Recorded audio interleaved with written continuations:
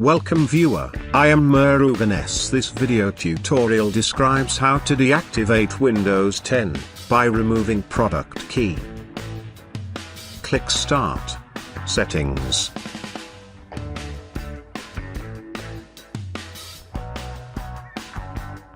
Click Update and Security. Click Activation. Shows your Windows 10 is activated or not. My Windows 10 is activated.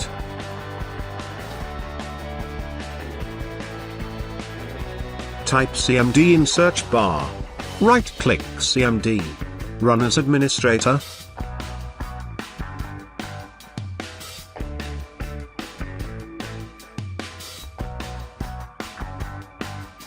Copy the command in description and paste it to command window.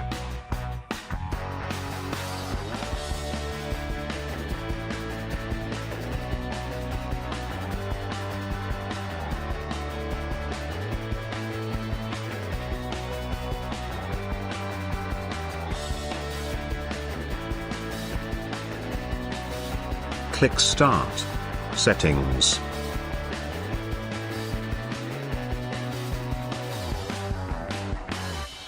Click Update and Security.